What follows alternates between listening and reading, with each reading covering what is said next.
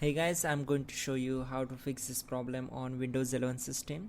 Simply go to search bar, then type settings. Now from the search results, click here to open it. Once we are here on the left side, we need to select personalization. So here it is, simply click on it. Then on the left side, just scroll down and select themes. So here it is, simply click on this icon.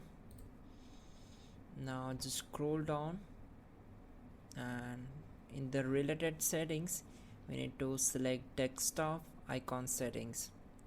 So just click here, it will pop up a new window. Now we need to close this one.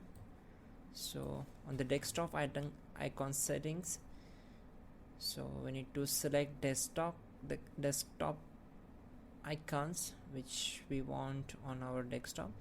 So simply I wanted file explorer, then control panel, so and recycle bin. So I wanted these three icons on my desktop. So simply click on apply and then OK. So still it's not showing.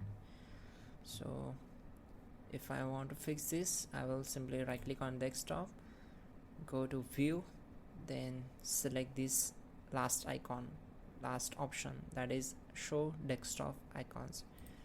So there we go. That's it guys, your problem is solved and you're good to go.